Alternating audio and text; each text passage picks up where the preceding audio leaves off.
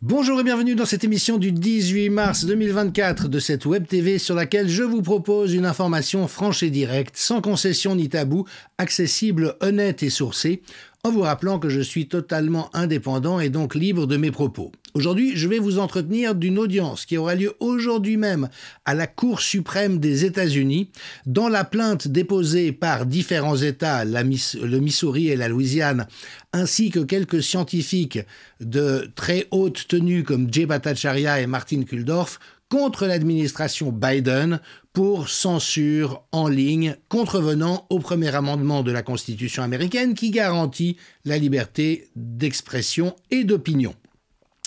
Alors Eric Schmitt, qui était procureur du Missouri à l'époque du dépôt de plainte, est désormais sénateur, donc la plainte ne porte plus son nom, mais toujours est-il qu'il suit ça de très très près. Et comme l'indique Mike Benz, qui est passé récemment chez Tucker Carlson, c'est un grand spécialiste des stratégies en ligne, notamment militaires, et il a expliqué toute l'architecture du complexe industriel militaire de la censure qui s'est abattu sur nous depuis les débuts de la crise Covid et tout l'historique de la construction de cet écosystème qui sera décrit en grand détail dans mon prochain livre « La fabrication du désastre ».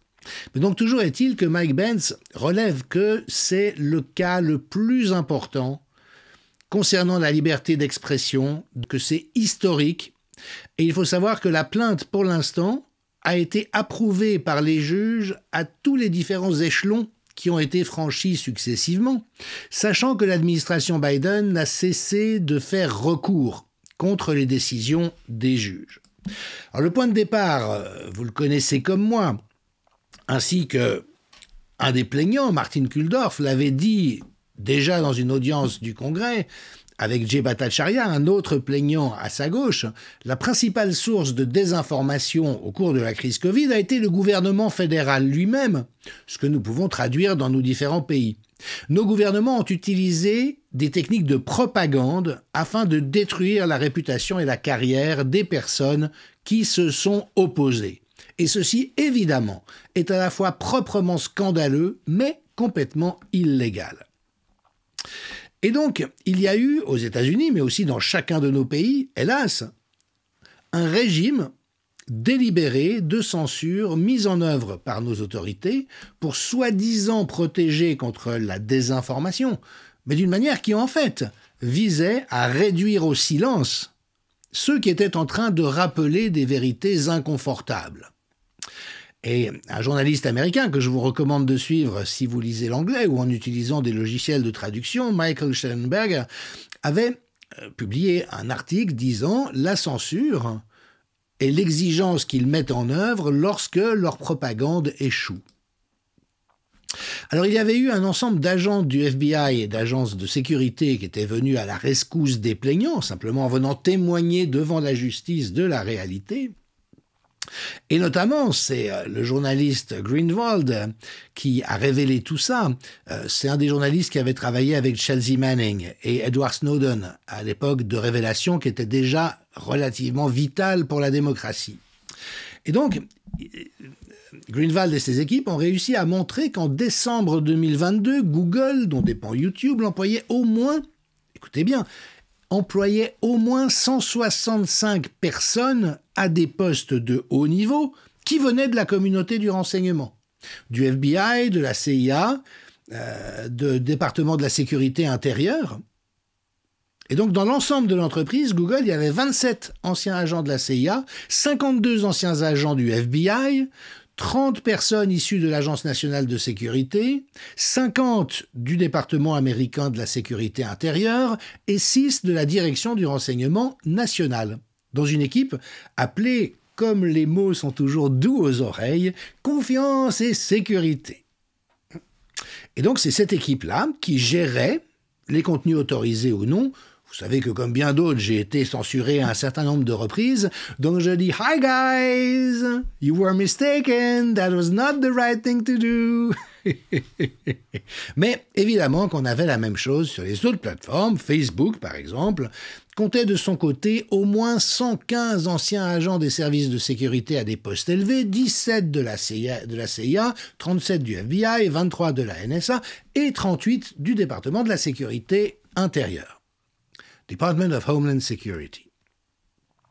Alors, certaines des audiences, des auditions, des témoignages de gens appelés à la barre ont été absolument extraordinaires, comme l'a rappelé Bhattacharya au mois de juin 2023, en disant que voilà, c'est un Attorney General, donc un procureur général, est venu nommer la réalité de ce qui s'était déroulé et le fait que c'est une transgression criminelle et mafieuse de la part des autorités elles-mêmes.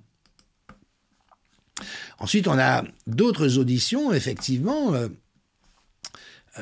devant le Congrès, attestant du fait que l'administration fédérale a elle-même menti devant le Congrès au sujet de la réalité du complexe industriel de la censure qui était en train d'être mis en œuvre, et donc a caché des informations aux représentants de la nation. Alors voilà, en désespoir de cause, l'administration Biden est allée à la dernière étape du processus avant la Cour suprême, qui va procéder à des auditions aujourd'hui. La Maison-Blanche, disais-je, a carrément invoqué les arguments suivants, que la pandémie de Covid, au fond, leur donnait le droit de violer la Constitution, le premier amendement de la Constitution, et qu'il fallait que, dans des cas d'urgence, l'autorité puisse censurer même des discours véridiques, même de la science solide, même de l'expertise réelle, dès lors que cela rencontrait un impératif de sécurité aux yeux de l'administration elle-même.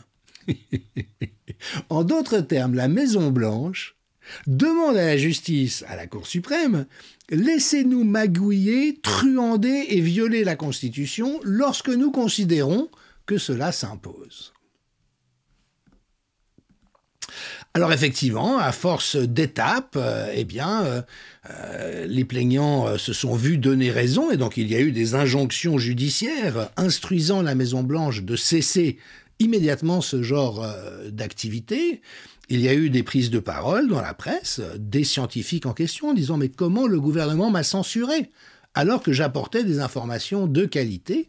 Et puis, last but not least, cerise sur le gâteau, vous voyez que des quotidiens, la presse, alors on sait que la presse est une ambulance sur laquelle on hésite à tirer, étant donné le degré d'agonie dans laquelle elle se trouve, mais que même le New York Times aux États-Unis, bon, qui est un peu l'équivalent du Monde, si vous voulez, un quotidien extraordinairement compromis dans tous les scandales d'État et les crimes d'État depuis des décennies, mais qui a pris cette position en disant qu'en fait, non, il fallait que l'administration Biden puisse combattre la désinformation en censurant des informations qui n'étaient pas de la désinformation. Ce qui fait dire à Greenwald, ce journaliste indépendant, que c'est quand même un peu l'hôpital qui se fout de la charité, c'est-à-dire que c'est la presse elle-même, aujourd'hui, dans son état de corruption et de compromission, qui demande que la censure s'exerce contre les scientifiques et les journalistes indépendants. Alors pourquoi est-ce que c'est important? Parce qu'évidemment que nous vivons dans un contexte où malheureusement la justice dysfonctionne de manière totale. De manière totale. Il y a aujourd'hui, à travers tout l'Occident, à l'exception de quelques cours comme celles qui ont été saisies par les plaignants aux États-Unis et la Cour suprême, plus aucun de recours de justice actionnable, tellement la justice est elle-même corrompue et en pleine déliquescence dans nos pays.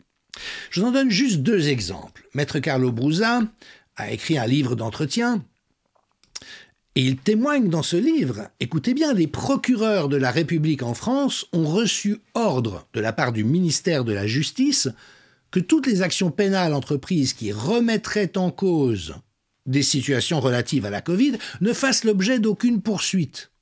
Vous entendez bien, aucune poursuite. Et à ce jour, aucune action pénale n'a été ouverte en France à quelque niveau que ce soit. Les membres du Conseil d'État, ce sont des fonctionnaires, dit Maître Brusa, ce sont des gens qui font partie de la nomenclatura. Y a-t-il eu une décision importante de la Cour européenne des droits de l'homme dans le cadre de la pandémie? Aucune. Y a-t-il eu une décision du Conseil d'État qui a fait droit à un recours important dans le cadre des décrets pris pendant la pandémie? Absolument pas. Il y a eu 6500 saisines devant le Conseil d'État et 6498 rejets. Ce qui veut dire tout simplement que quand il faut aller chercher la justice dans le rôle que l'État joue à l'encontre du citoyen, vous n'avez pas de justice. On a combattu un virus à travers la destruction de quasiment tous les 17 articles de la Déclaration des droits de l'homme, du jamais vu dans l'histoire. On a été capable d'utiliser tous les moyens possibles et coercitifs pour mettre fin à toute liberté au nom d'un autre droit qu'on appelle la santé. Au nom d'un droit, on tue tous les droits essentiels de l'être humain. Alors ceci ne fait que confirmer ce que Éric Feurag, directeur de la rédaction du Courrier des Stratèges, avait dit, lui-même ancien énarque, avait témoigné. Des camarades de promotion me disent qu'il y a des réunions Zoom entre le vice-président du Conseil d'État et les présidents des tribunaux administratifs pour indiquer le contenu des décisions à prendre pour les soignants suspendus. Et effectivement, un docteur en droit et avocat avec qui je me suis entretenu, qui m'a dit avoir déposé la même plainte dans 2 tribunaux de villes éloignées de 300 km, a reçu une décision semblable à la virgule près. Et ça, c'est de la magouille au cœur de la justice, c'est-à-dire au cœur de l'État français. Et ça a des conséquences énormes. Francis Lalanne, qui est en pleine campagne électorale pour les européennes et que je salue bien sûr, avait lancé très tôt, en janvier 2021, c'est un fin constitutionnaliste, tout excellent poète, écrivain et chanteur qu'il soit, il avait publié un appel dans lequel il soulignait que du fait du déni de justice systématique et de la violation de la séparation des pouvoirs en France, il n'y a plus de constitution. La France, actuellement, n'a plus de constitution. Et pour la raison suivante. Nous venons de le voir, les procureurs ont reçu l'ordre de ne pas instruire des plaintes. Il y a une collusion entre le Conseil d'État et les tribunaux. Les tribunaux dans les régions, sur le terrain, dans les villes, qui reçoivent des ordres du Conseil d'État. Et donc, la garantie des droits n'est pas assurée, la séparation des pouvoirs n'est pas assurée, et donc la France n'a point de constitution. Et ça, je pense que c'est vraiment une mise à jour de notre référentiel que nous avons à faire. Le coup d'État a déjà eu lieu. Et ce n'est pas parce qu'il y a des brochettes de parlementaires qui continuent à s'agiter pour ne surtout pas perdre leurs privilèges au sein d'une République désormais complètement corrompue qu'il faut se laisser illusionner quant au fait que la France serait encore un État de droit et jouirait encore d'une constitution protégeant la population et les citoyens. Ce n'est pas le cas. Le coup d'État a déjà eu lieu. Et donc tout l'enjeu de la procédure qui a lieu actuellement aux États-Unis devant la Cour suprême est du même ordre. Je rappellerai que des cours suprêmes d'État se sont piqués d'interdire à Donald Trump, et je rappelle que je ne suis pas trumpiste, de se présenter à l'élection présidentielle en 2024 au motif fallacieux qu'il aurait déclenché un assaut contre le Capitole le 6 janvier. Alors déjà, on sait que cette histoire est complètement fausse, qu'il y avait énormément d'agents du FBI et d'autres agences de sécurité parmi les émeutiers.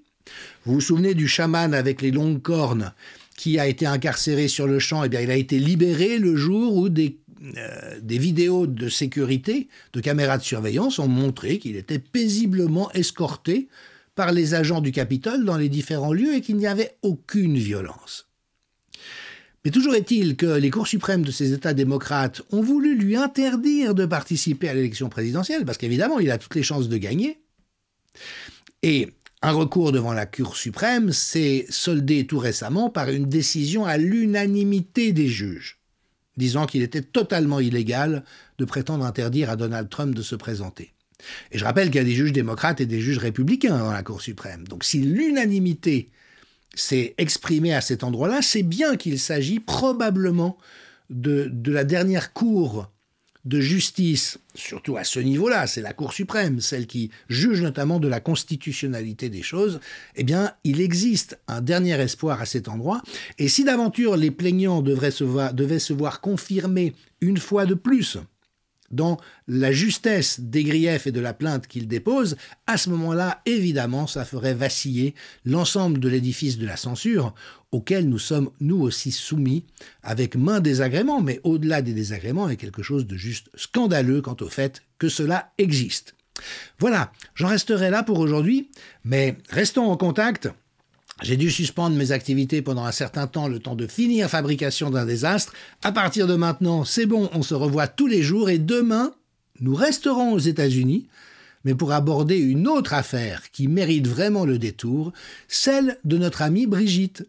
Eh oui, parce que ce n'est pas en France que des questions malgré tout intéressantes commencent à être posées autour de cette affaire, mais aux États-Unis, et donc je vous tiendrai informé de ce que Candace Owens, une jeune journaliste extrêmement talentueuse, est en train de faire sortir avec une pugnacité qui, en comparaison, fait vraiment apparaître en négatif la couardise, la duplicité et la corruption de l'ensemble de la presse française, et ne serait-ce que pour cela, médias indépendants exclus bien sûr, mais ne serait-ce que pour cela, c'est en soi extraordinairement intéressant à contempler.